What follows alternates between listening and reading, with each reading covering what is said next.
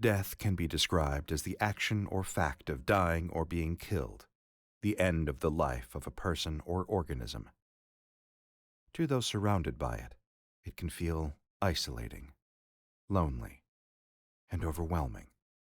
It is often accompanied by feelings of grief, the need to reconcile with God or other deities, and the desire to apologize for the actions one has taken during their lifetime. What is not commonly known is that before death there is one last step, one last conversation presented to the dying before their energy is released into the ether.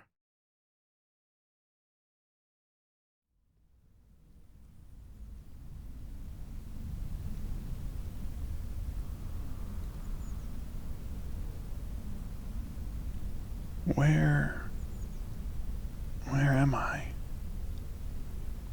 Why am I in the woods? Hello there, Ethan. It's such a pleasure to meet you. And who are you? You can call me Dream. I won't deceive you. You're dreaming. And I'm here to have a conversation with you. No. I'm dreaming? I wouldn't be standing in front of you otherwise. Would you care to take a walk with me? Well, this must be a dream if I'm capable of that. I guess I won't argue. I haven't had one of these in a long time. I promise you, it will be pleasant. You're already taking this very well. So, what are you here for, if you don't mind me asking? I'm here to talk to you, of course. Well, I can tell that much, but what are you here to talk to me about? Whatever you want. This is your dream. I'm not really sure there's much to talk about. Sure there is. You have an entire lifetime of memories and experiences to share. I'm positive there's something. Yeah, you're not wrong. But I don't even really know where to start. My mind's been so clouded and messy lately. So I'm not sure what there is to say. Why don't we focus on that then? What are you feeling right now?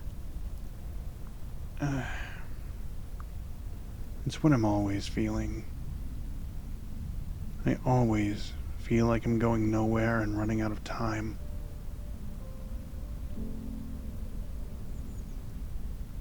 Like I've wasted so many months, days, hours, seconds. And what is it that makes that time feel wasted? I think it's because I've taken so long to find any sense of fulfillment in my life. So it feels much too late to have really meant something to the world. I let those feelings of inadequacy completely devour me for most of my life. I made excuses to push people away because I thought their lives would be so much better without my presence. As if it was easier for them to hate me and turn away than it was to simply tell them what's wrong with my head. Like I've driven a dagger into my own heart before they ever had a chance to. It's pitiful, really. It's a blanket of self-loathing that only seems to sabotage me. Not to poke and prod, but why do you think you've pushed people away? I think I do it because it's easier to push than pull. And probably also has a lot to do with the fact that I don't know how much I really bring to the table. I put so much pressure on having value to offer that it seems to encompass everything in my life. I don't expect the same out of other people, but I put that pressure on myself quite a bit. I've gotten a lot better about it lately, but the feelings still linger. And there are a lot of things I wish I could have taken back. I believe everyone feels regret. It's human error manifesting into an emotion.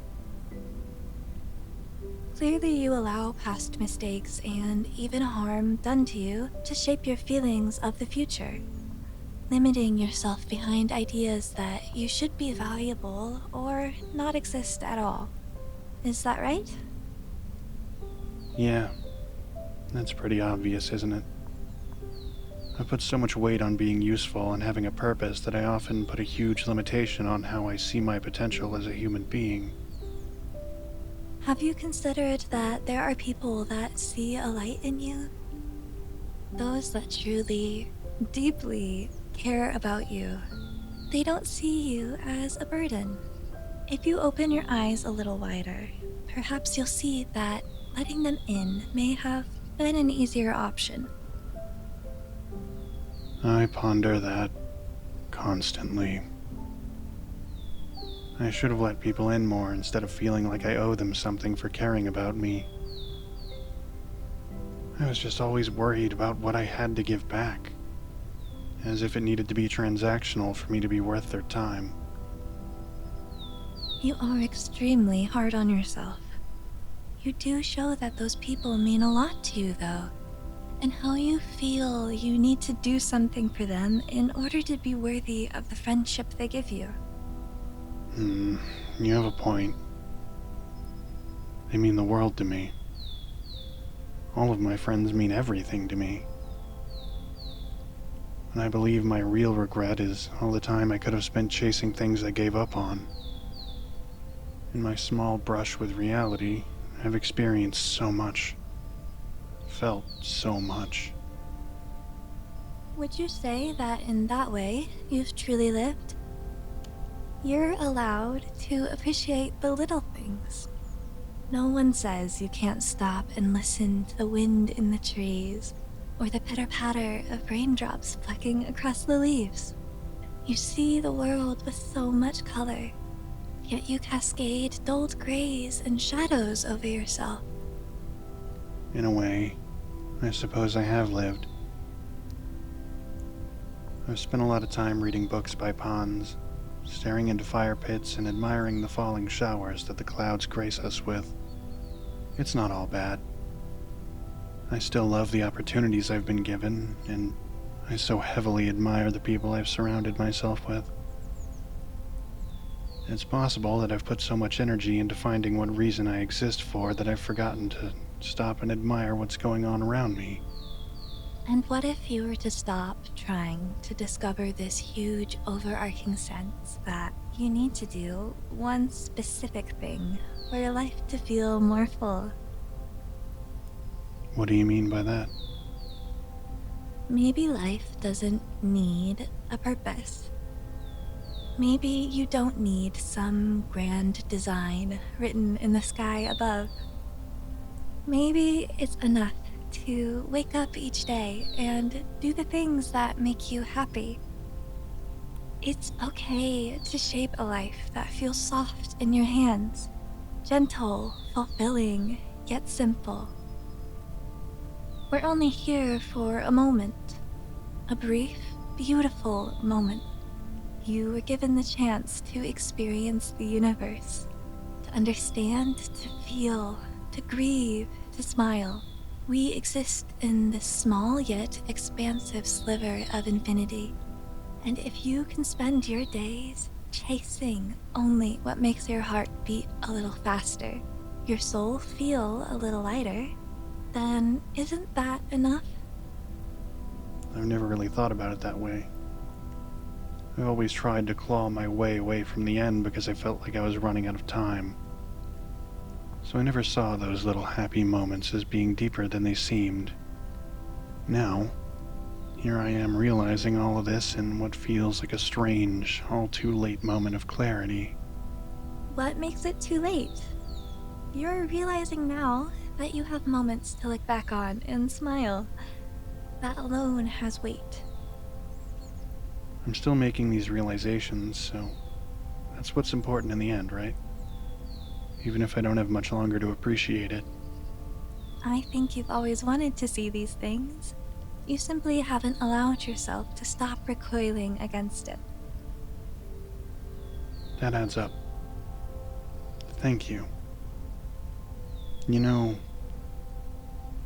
at least I came to appreciate these little moments before I left, and, well, I'm not stupid, Dream.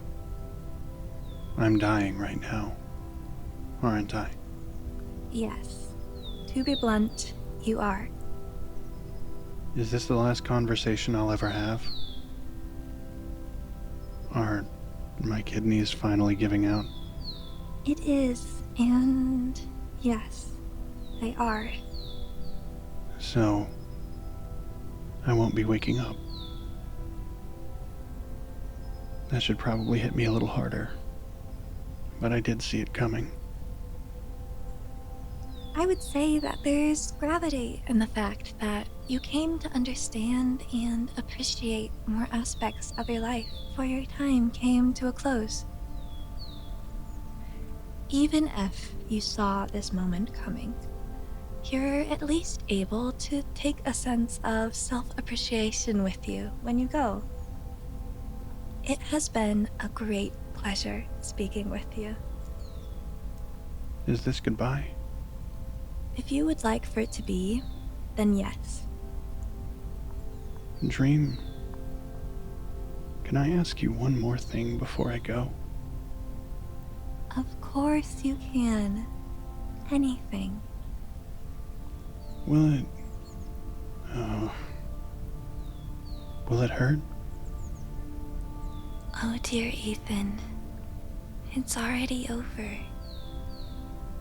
You can rest now.